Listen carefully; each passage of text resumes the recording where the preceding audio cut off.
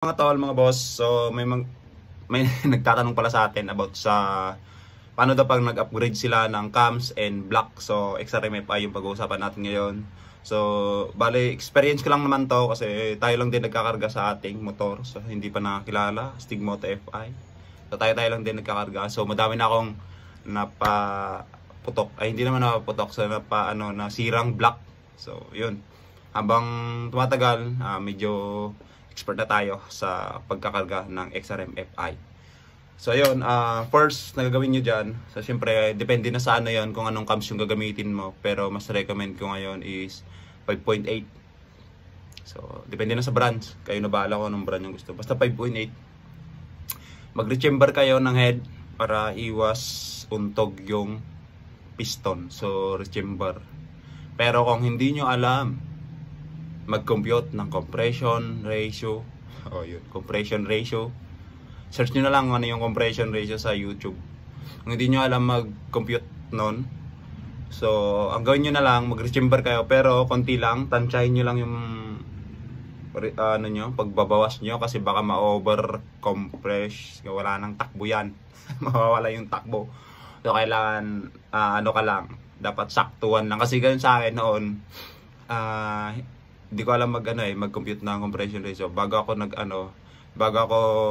naging okay yung motor ko. Pero okay pa rin yung motor ko kahit hindi na-compute yung compression ratio niya kasi wala lang.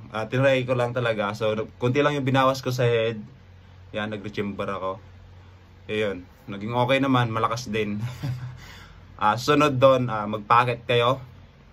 Mag-packet kayo ng piston. Ayun, packet ng piston. So ang gawin nyo doon, yung old technique ng ginagawa ng mekaniko is clay test. Mag-clay test muna kayo. Diba, lagyan nyo muna ng clay sa loob. Yan, pakita natin yung yan, yung sample. Tapos, ibalik nyo yung head. Tapos, ikutin nyo para gagalaw yung bulb. And tatama doon sa clay. Malalaman nyo doon kung saan yung tama ng bulb sa piston. Saka kayo packet. So yun, pagkatapos ng packet, mag-clay test kayo ulit. Kung alam nyo okay na, yun na, all goods na yun. Bing, bing, bing, bing, bam, bam, bang. Ang lipigan na yun, brang. Por saan yung dumating na yung araw na naging na kami ni Dance. Yun na, so nag-refresh ako. Tapos yun, namin na yung compression ratio ng motor ko. Pero kahit hindi na yung compression ratio ng motor ko, ang lipiga pa rin yun. Pero ngayon is na. So namin yung compression ratio na siyempre si Dance is #1 mechanic, chip mechanic.